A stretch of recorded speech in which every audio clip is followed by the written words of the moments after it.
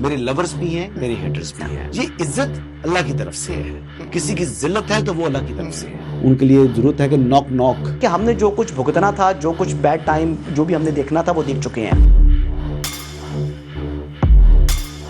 حسن ایوب خان کے تمام دیکھنے والوں کو السلام علیکم. ناظرین، ملٹیپل سٹوریز ہیں جی. پہلے ڈومیسٹک بات کرتے ہیں اور پھر بین الاقوامی خبروں کی طرف بڑھیں گے.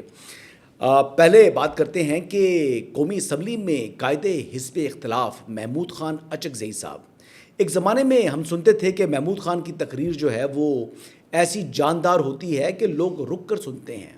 جو رکن جو ہے وہ اسمبلی ہال سے جانے والا ہوتا ہے، اگر اس کو پتہ لگ جائے کہ محمود خان بولے گا تو وہ رک جاتے تھے. لیکن وقت کے ساتھ ساتھ آدمی اپنی اہمیت کھوتا ہے تو کس طریقے سے اس کی اہمیت کم ہوتی ہے وہ آج ہمیں صاف دکھائی دے رہا ہے کہ محمود خان اچکزئی اب جب بھی تقریر کرتے ہیں ان کی تقریر کے اندر کسی کا کوئی انٹرسٹ نہیں ہوتا. وجہ یہ ہے کہ محمود خان اچکزئی گزشتہ کچھ عرصے سے صرف ایک ہی جو گردان ہے وہ الاپ رہے ہیں، اور وہ یہ ہے کہ عمران خان کو رہا کرو، عمران خان سے ملاقات، عمران خان یہ. جیسے محمود خان اچکزئی کی بچپن کی خواہش تھی کہ میں بڑا ہو کر قومی اسمبلی میں قائد حزب اختلاف بنوں گا، جو عمران خان کی بدولت شرمندہ تعبیر ہو گئی، تو اب محمود خان اچکزئی عوامی مسائل کو چھوڑ کر فکری گفتگو کرنے کی بجائے صرف عشق عمران کا منجن ہی بیچ رہے ہیں. اور یہ سہیل آفریدی سے کچھ زیادہ الگ دکھائی نہیں دیتے. آج بھی قومی اسمبلی کے اندر اظہار خیال کیا انہوں نے، اور جو گفتگو کی وہ بڑی سب سٹینڈرڈ قسم کی گفتگو تھی. وہ سننے میں کوئی اچھی بھی نہیں لگی، اور leader of the opposition in national assembly کے شایان شان بھی نہیں تھی. وہ کیا فرما رہے تھے، آئیے سنتے ہیں. جو عہدہ میرے پاس ہے اس کی عزت سے کہ آپ اپنی حکومت سے کہیں واضح طور پہ وہ ہمیں بتائے عمران خان سے ملاقات کب ہوگی. دوسری بات، اس کو کب اس کی مرضی کے اسپتال منتقل کیا جائے گا. ہم سیاسی کارکن ہیں، ہم دیکھ رہے ہیں پھنکی منکی جو ہو رہی ہے، آپ کی پارٹی کا ہاتھ مروڑنے کی سازشیں ہیں. ہم واضح طور پہ کہتے ہیں نرنتنی الفاظ میں، ان 3 دنوں میں ہم اپنی اکابرین کی میٹنگیں بلا رہے ہیں. اگر حکومت کا یہ رویہ ہوا، پھر سوموار کے دن اگر یہ پارلیمنٹ نہیں چل رہی تھی یا یہاں ہنگامہ تھا، اس کی ذمہ داری آپ پہ ہوگی. God bless you. اب یہ دیکھ لیں جی، قومی اسمبلی کا جو قائد حزب اختلاف ہوتا ہے وہ در حقیقت حکومت مخالف پڑھنے والے ووٹ کا نمائندہ ہوتا ہے. جیسے prime minister leader of the house ہے، تو وہ جو عوام نے جس حکومت کو منتخب کرنے کے لیے ووٹ دیا ہوتا ہے اس کے حق میں ووٹ آنے والوں کا نمائندہ جو ہے وہ پرائم منسٹر، بلکہ پرائم منسٹر تو خیر پورے پاکستان کا پرائم منسٹر ہوتا ہے. اسی طرح عوام کے بنیادی مسائل سے متعلق جو ہے وہ انصاف کرنا چاہیے محمود خان اچکزئی کو. لیکن محمود خان اچکزئی صاحب جو ہیں وہ اپنی جو بنیادی ذمہ داری ہیں اس سے غافل ہیں، اور یہ غفلت کوئی آج کی نہیں، ایک مدت اب ہو چکی ہے جو وہ برت رہے ہیں. اچھا، ان سے پیچھے نہیں رہتے علامہ راجہ ناصر عباس بھی. وہ سینٹ کے اندر قائد حزب اختلاف ہیں، جنہوں نے کہا کہ پارلیمان کی کمیٹی تشکیل دی جائے جو کہ عمران احمد نیازی سے ملاقات سے متعلق جو ہے وہ جائزہ لے اور ایوان کو آگاہ کرے. شہری رحمان صاحبہ پریزائڈنگ آفیسر تھی، انہوں نے کہا کہ رولنگ دینا میرا اختیار نہیں ہے، میں پریزائڈنگ آفیسر ہوں، سو لہٰذا یہ اختیار چیئرمین سینٹ کا ہے، اور چیئرمین سینٹ یا ڈپٹی چیئرمین سینٹ جو ہے یہ رولنگ دے سکتے ہیں، سو لہٰذا مجھ سے آپ یہ تقاضا مت کریں. لیکن یہ سچویشن یہ ہے کہ یہ عشق عمران کا منجن بیچنے والی، جو خود کو سب سے بڑی قائد حزب اختلاف کی جماعت کہتی تھی، جو بار بار کہتی تھی کہ قومی اسمبلی اور سینٹ کے اندر قائد حزب اختلاف مقرر نہیں کیے جا رہے، آج اتنا عرصہ ہو چکا ہے جو مقرر ہو چکے ہیں، تو انہوں نے عوام کے لیے یا عوام کے مسائل کے حوالے سے حکومت کی کیا تنبیہ کی ہے یا حکومت کی کیا اصلاح کی ہے. سوال ہے صفر، کارکردگی ان کی صفر سے نیچے ہے. اور محمود خان اچکزئی صاحب نے جس طریقے سے دھمکی بھی لگائی کہ اگر نہ ملاقات کرائی گئی تو پھر یہ ایوان چلا کے دکھائیں.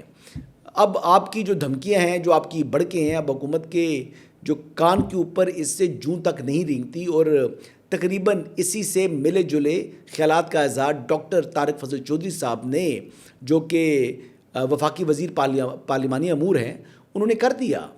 ڈاکٹر صاحب نے کیا کہا، آئیے دیکھتے ہیں. تو یہ عمران خان صاحب سے ملاقات کے حوالے سے اور ان کی صحت کے حوالے سے تو میں یہ عرض کروں گا کہ سر یہ ایشو جو ہے یہ کوئی ایسا پولیٹیکل ایشو نہیں ہے کہ اس کی جو ہے ایوان جو ہے وہ کوئی ایشورنس دے سکے. سر یہ ایشو ہے جس کے لیے سر کچھ قوانین ہیں, کچھ نہیں سر میں اس سے انکار نہیں کر رہا, لیکن میں کہہ رہا ہوں کہ یہ سیاسی ڈیبیٹ نہیں ہے کہ جس کے لیے عوام کو ایشورنس دے. سر یہ ایک ایسا ایشو ہے کہ جس کے ساتھ کچھ قوانین جو ہیں وہ وابستہ ہیں, جیل کے مینولز وابستہ ہیں, اور اس کے بعد سر آپس میں ہماری جو ایک میں سمجھتا ہوں کہ کوآرڈینیشن ہے. جی ڈاکٹر صاحب کی گفتگو آپ نے سنی ہے جی. تو یہ ڈاکٹر طارق فضل چودھری صاحب بھی یعنی ان کا چہرہ بتا رہا ہے کہ بس ٹھیک ہے, یہ ایک رسمی کارروائی انہوں نے بھی پوری کر دی, جواب دے دیا لیڈر آف دی اپوزیشن جو کھڑے ہوئے تھے. بہرحال آگے بڑھتے ہیں جی. 190 ملین پاؤنڈ کیس جو ہے جس سے متعلق سلمان صفدر صاحب مسلسل کہتے رہے کہ جناب یہ 15 منٹ کا کیس ہے, جب کیس لگے گا تو میں 15 منٹ دلائل دوں گا اور کیس ختم ہے.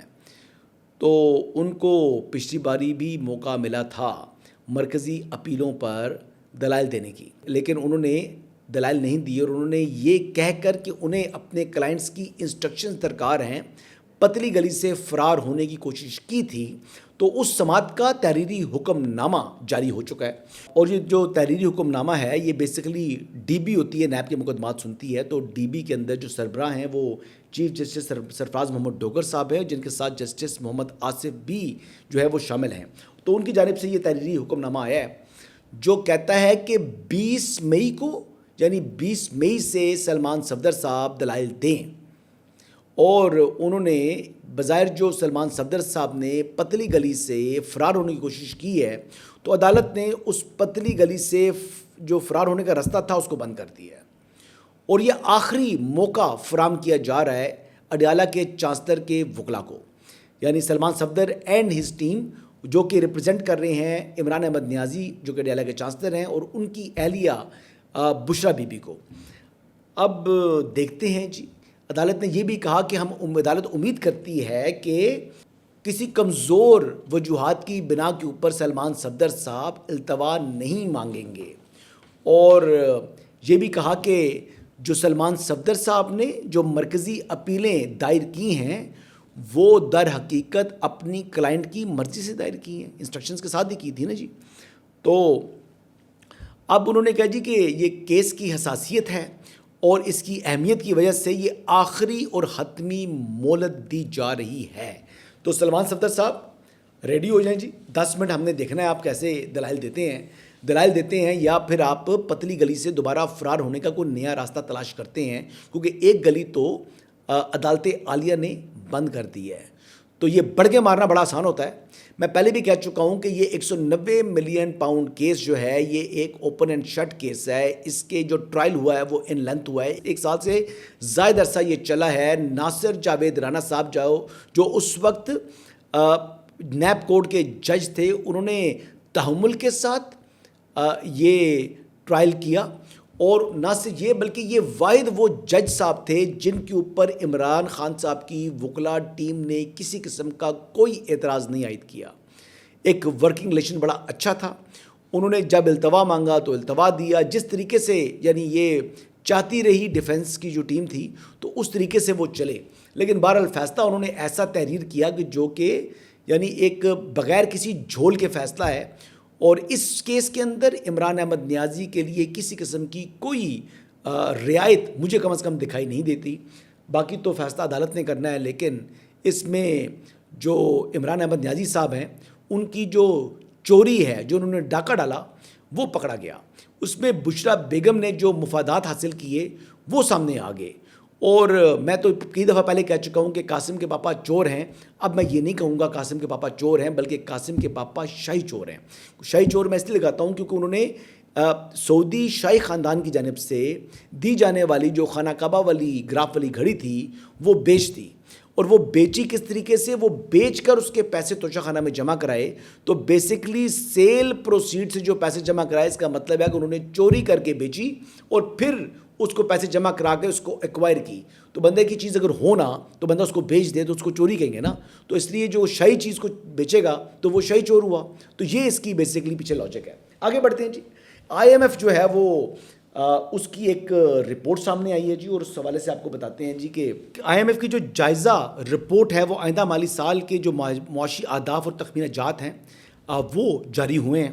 اس میں کہا گیا ہے جی کہ آئندہ مالی سال ٹیکس کا ہدف 15,264 ارب روپے ہو سکتا ہے۔ آئندہ مالی سال جو ڈائریکٹ ٹیکسز ہیں سے 7,413 ارب روپے حاصل ہو سکتے ہیں، اور فیڈرل ایکسائز ڈیوٹی کی مد میں 1,043 ارب روپے جمع ہونے کا امکان ہے۔ آئندہ مالی سال سیل ٹیکس کی مد میں 4,727 ارب روپے جمع ہو سکتے ہیں، جبکہ کسٹم ڈیوٹی کی مد میں 1,651 ارب روپے۔ لیکن ایک بڑی انٹرسٹنگ بات بتائی گئی ہے جی، جو ہدف سیٹ تھا جی رواں مالی سال کے اندر، جو یہ آئندہ سال کے حوالے سے جائزہ رپورٹ ہے، لیکن جو انہوں نے بتایا ہے، اب ٹیکنیکل یہ ہے کہ جو بات کر رہی ہے اپوزیشن کے لوگ، جو تنقید کر رہے ہیں حکومت کے اوپر، وہ درست کر رہے ہیں۔ وہ اس لحاظ سے کہ رواں مالی سال جو پیٹرولیم لیوی کا ہدف تھا وہ 1,468 ارب روپے تھا، لیکن 1,546 ارب روپے جمع ہونے کا امکان ہے، یہ آئی ایم ایف رپورٹ کہہ رہی ہے۔ اس کا مطلب یہ ہے کہ تقریباً 100 ارب روپے کے قریب جو ہے وہ انہوں نے لوگوں کے جیب سے پیٹرولیم ڈیولپمنٹ لیوی کی مد میں حکومت پیسے نکال رہی ہے، اور یہی بات تمام لوگ کر رہے ہیں، جس کے اوپر جو ہے یہ کہہ رہے ہیں جی کہ مجبوری ہے، یہ جنگ کی وجہ سے مجبوری ہے۔ جنگ کی وجہ سے مجبوری نہیں ہے، یہ جو کوئی برائٹ مائنڈ ہے وزارت خزانہ کے اندر یا وزارت پیٹرولیم کے اندر جو اس قسم کے کام کر رہا ہے، ایک طرف پرائم منسٹر سبسڈی دے کر لوگوں کے سامنے اچھے بن رہے ہیں، دوسری طرف جو ہے وہ پیٹرولیم ڈیولپمنٹ لیوی جو کہ 1,468 ارب روپے تھی وہ 1,546 ارب روپے پر جا رہی ہے، تقریباً 80 ارب روپے کا گیپ بن رہا ہے، 82 ارب روپیہ جیب خاص میں ڈال رہی ہے حکومت۔ تو پھر آپ نے وہ سبسڈی تو نہ دی نا جی۔ اس کے علاوہ جی بہت سی باتیں ہیں، میں آپ کو وہ بتاتا ہوں جی کہ اس میں تو موٹی موٹی باتیں آئندہ مالی سال کے حوالے سے جو ہے نا نان ٹیکس آمدن ہے وہ بتا رہے ہیں جی 2,768 ارب روپے جمع ہونے کا تخمینہ ہے، جبکہ جو اخراجات کا تخمینہ ہے وہ آئندہ مالی سال کے لیے وہ 26,423 ارب روپے ہے، اور وفاق کے جو اخراجات کا تخمینہ ہے وہ 165,921 ارب روپے ہے، جبکہ وفاق سود اور قرضوں پر 7,824 ارب روپے خرچ کر سکتا ہے، اور آئندہ مالی سال مقامی قرضوں کی ادائیگی پر 6,652 ارب روپے خرچ ہونے کا امکان ہے۔ دیکھیں ایک ایکسٹرنل بورونگ ہے اور ایک ڈومیسٹک بورونگ ہے۔ جو ڈومیسٹک بورونگ جو بینکوں سے کرتے ہیں، حکومت پاکستان کرتی ہے، اس کے اوپر بھی سود دینا پڑتا ہے، تو یہ کام بڑا جو ہے نا یہ عجیب سا ہمارا چل رہا ہے۔ لیکن بہرحال جو غیر ملکی قرضے ہیں اس کے حوالے سے جو اس کی جو ادائیگی ہیں وہ 1,107 ارب روپے ہو سکتا ہے، اور دفاعی اخراجات کے متعلق بتا رہا ہے جی جو جائزہ رپورٹ ہے وہ کہتی ہے کہ رواں مالی سال دفاعی اخراجات 2,575 کی بجائے 2,564 ارب روپے ہو سکتے ہیں، جو کہ بیسیکلی دفاعی اخراجات تقریباً 9 ارب روپے کم ہو رہے ہیں، جو کہ اس وقت آپ کے سامنے دنیا کا پورا ماحول چل رہا ہے۔ امریکہ حق کے بعد جو ہے یہ ہمیں دفاعی بجٹ کے حوالے سے اخراجات زیادہ امکان تھا کہ ہم کریں گے، لیکن الحمدللہ 9 ارب روپیہ کم خرچ ہو رہا ہے، اور آئندہ مالی سال کا جو دفاعی بجٹ ہے اس میں تقریباً معمولی اضافہ ہے جی 1,000 ارب روپے کا، جو کہ 2,665 ارب روپے ہو سکتا ہے، یہ آئی ایم ایف کی رپورٹ کہہ رہی ہے۔ تو یہ کچھ چیزیں ایسی تھیں کیونکہ بجٹ کی آمد ہے، تو اس حوالے سے میں نے کہا میں بات کر لوں، امپورٹنٹ بات ہے جی۔ پریزیڈنٹ ٹرمپ کی بات کرتے ہیں جی۔ پریزیڈنٹ ٹرمپ اپنا دورہ چین مکمل کر کے واپس روانہ ہو چکے ہیں۔ بظاہر یہ دورہ بڑا خوشگوار ماحول میں رہا۔ ایک طرف تو وہ کافی جو ہے وہ ٹویٹس میں نے دیکھ رہا تھا کہ جو پرائیویٹ ان کی نوٹ بک تھی وہ بھی جب وہ اٹھ کے پریزیڈنٹ شی گئے ہوئے تھے تو پریزیڈنٹ ٹرمپ نے اس کو اٹھا کر دیکھا اور بڑے کانفیڈنٹلی دیکھا۔ پتہ نہیں اب ان کی وہ پریزیڈنٹ شی کی اپنی بک تھی یا جس طریقے سے اگر چائنیز دیکھی ہوگی تو پریزیڈنٹ ٹرمپ نے خاک اس کو سمجھانی تھی، لیکن بہرحال دیکھا انہوں نے۔ بات بڑی سمپل ہے جی۔ امریکہ اور چین کے درمیان جو ہے وہ یہ اعلامیہ میرے پاس سامنے پڑے ہوئے ہیں، میں پڑھ بھی سکتا ہوں، لیکن میں آپ کو سمجھانے کے لیے بات کرتا ہوں۔ اس میں مین بات کیا ہے، ان کے ایشوز ہیں۔ امریکہ اور چین بظاہر ایک دوسرے کے ساتھ تجارتی تعاون کو فروغ دینے لگے ہیں، اور یہ تجارتی تعاون کے فروغ کے حوالے سے یہ دونوں جو ہیں وہ ایک دوسرے کے ساتھ مخلص دکھائی دے رہے ہیں۔ اس کی وجوہات یہ ہیں کہ امریکہ کی مجبوری چین ہے اور چین کی سب سے بڑی منڈی امریکہ ہے۔ اب یہ دونوں ایک دوسرے کے لیے لازم ملزوم ہیں۔ بالکل خطے کے حوالے سے امریکہ کے جو ایمبیشنز تھے وہ امریکہ بظاہر جو ہے وہ ان کے اوپر کچھ زیادہ ہارڈ لائن لیتا ہوا دکھائی نہیں دے رہا. پریزیڈنٹ ٹرمپ جو کہ 13 کے قریب جو سی اوز اور کارپوریشنز کے ہیڈز کو ساتھ لے کے گئے ہیں, تو وہ کیوں لے کے گئے ہیں؟ چاہے وہ ایپل کا سی او ہے, چاہے وہ ایلن مسک ہیں, چاہے وہ بلیک راک ہے یا بلیک سٹون ہے, یہ تمام بڑے بڑے فنڈز ہیں, یہ کیوں گئے وہاں پر؟ تو چائنا کی جانب سے امریکی جو سرمایہ کار ہیں ان کے لیے اپنی منڈیوں کو کھول دیا گیا ہے, اور امریکہ اور چین کے درمیان جو تجارت اور شراکت داری ہے یہ مزید مضبوط ہو رہی ہے. کچھ ان کے ایشوز تھے, جو تائیوان کا معاملہ ہے, تائیوان کے معاملے کے اوپر وہ زیر بحث آیا ہے جی, لیکن کھل کر اس پر اظہار نہیں ہوا, وہ بیہائنڈ کلوز ڈور رہا ہے تاکہ کوئی بیڈ ٹیسٹ نہ ہو. پریزیڈنٹ ٹرمپ اس سوال سے بڑے محتاط رہے ہیں, اور ایران کا ایشو بھی زیر بحث آیا ہے, اور ایران کے حوالے سے جو امریکی سائڈ سے کہا گیا ہے اور برملا کہا گیا ہے کہ امریکہ جو ہے کہ موقف پر اس لحاظ سے ہم آہنگی ہے چین کی بھی کہ ایران نیوکلیر پاور نہ رکھے, یعنی وہ نیوکلیر صلاحیت نہ رکھے, یعنی ایٹمی بم نہیں بنا سکتا. تو اس بات پر تو ایران خود بھی متفق ہے. دوسری بات انہوں نے یہ کی ہے جی کہ ابنائے ہرمز کے اوپر ٹول نہ لگایا جائے, تو جتنے بھی اسٹریٹس ہیں دنیا کے اندر یہ قدرتی آبی گزرگاہیں ہیں, ان کے اوپر کوئی بھی ملک جو ہے وہ ٹول یا ٹیکس عائد نہیں کرتا, تو لہٰذا اس کے اوپر ٹول جو اگر ایران عائد کرے گا تو وہ ایک نئی ریت جو ہے وہ قائم کرنے والی بات ہوگی, یہ درست نہیں ہوگا. ہاں جو کینالز ہیں ان کے اوپر جو ہے وہ ٹول چارج ہوتا ہے, چاہے وہ پیناما ہے چاہے وہ سوئز ہے, اور ان جو انسان کی اپنی بھی بنائی ہوئی جو ہے وہ نہریں ہیں اس کے اوپر تو ٹول لیا جا بھی سکتا ہے, اور یہ بات کسی حق پہ جانے بھی ہے. تائیوان کے ایشو کے اوپر امریکہ کا تقریباً 44 سال سے ایک موقف ہے. اس موقف کے حوالے سے چین کا بھی اپنا ایک موقف ہے. چین نے یہ بات واضح کر دی ہے, وہ تائیوان کو اپنے صوبے کے طور پر دیکھتا ہے, جبکہ امریکہ جو ہے وہ تائیوان کو ایک الگ خود مختار ریاست کے طور پر ریکگنائز کرتا ہے. یہ ان کے جو بنیادی ایشو ہیں اس کو انہوں نے بیہائنڈ دی کلوز ڈورز جو ہے وہ ڈسکس بھی کی ہے, اور اس کے اوپر ان کے معاملات جو ہیں وہ جو بھی گفتگو ان کی ہوئی ہے وہ انہوں نے پبلک کرنے سے گریز کی ہے. لیکن جو مارکو روبیو ہیں انہوں نے کہا جی ہم نے چین سے کچھ نہیں مانگا, ہمیں بیجنگ کی مدد کی ضرورت نہیں ہے, ایران کے معاملے پر صدر شی جن پنگ سے کوئی مطالبہ نہیں کیا گیا, ہمارا موقف بالکل واضح ہے, ایران جوہری ہتھیار حاصل نہیں کر سکتا, ایران بین الاقوامی آبی گزرگاہوں کو اپنے کنٹرول میں لینا چاہتا ہے, تہران آبی گزرگاہ پر کنٹرول حاصل کر کے ٹول ٹیکس عائد کرنا چاہتا ہے, امریکہ ایران کو آبی گزرگاہ پر قبضے کی اجازت نہیں دے گا, ایران کی موجودہ ناکہ بندی اسی صورتحال کا نتیجہ ہے. امریکی وزیر خارجہ مارکو روبیو نے یہ جی NBC کو یہ انٹرویو دیا ہے. تو وہی بات ہے جی, یہ تو اس حوالے سے کوئی بھی ملک جو ہے وہ ایسی بات نہیں کر رہا جو کہ اس موقف کی حمایت کرے کہ جناب یہاں پر ٹول چارج کیا جائے. بہرحال جی اس وقت جو چین کی جانب سے اعلامیہ آیا اس میں امپورٹنٹ بات یہی کی ہے کہ ان کا جی امریکہ کے ساتھ چین جو ہے اپنے تعلقات کو نئی سمت دینا چاہتا ہے, اگرچہ تائیوان جیسے مسائل اب بھی دونوں ممالک کے درمیان بڑی رکاوٹ ہے. تو ڈیڈ لاک ہے جی تائیوان کے اوپر, اور تائیوان کے حوالے سے میں یہی کہوں گا کہ اس پر کسی قسم کی کوئی لچک نہیں دکھائے گا چین. تو امریکہ نے اگر تعلقات اچھے رکھنے ہیں چین کے ساتھ تو پھر اس کو تائیوان کے معاملے کو یعنی فریز کرنا ہوگا. اگر اس پر مکمل وہ واپس نہیں بھی آتے, چین کے مطالبے کو منظور نہیں کرتے, لیکن کم از کم اس کو فریز ان کو کرنا پڑے گا, تبھی دونوں ممالک کے درمیان تعلقات جو ہے وہ نئی سمت اختیار کر سکتے ہیں. آخر میں بات کریں گے جی جو ایرانی وزیر خارجہ ہیں, انہوں نے بڑے واضح و دو ٹوک انداز میں کہہ دیا ہے کہ ایران یعنی ڈپلومیٹکلی مسائل کے حل کو پسند کرتا ہے, یہی اس کی ترجیح ہے, لیکن کبھی وہ کسی یعنی دباؤ کا شکار نہیں ہوتا. کبھی کوئی بھی ملک اگر اس کے اوپر جارحیت کی جو خواہش رکھ رہا ہے تو وہ اس کو ناکامی کا جو ہے وہ سامنا کرنا پڑے گا. فوجی آپشن ہمیشہ ایران کے سامنے ناکام ہوا ہے. انہوں نے واضح دو ٹوک انداز میں کہا کہ پاکستان کی جو ڈپلومیٹک ایفرٹس ہیں وہ اسٹل ان پروگرس ہیں, لیکن انہوں نے کہا ہے کہ وہ اس وقت مشکلات سے دوچار ہیں.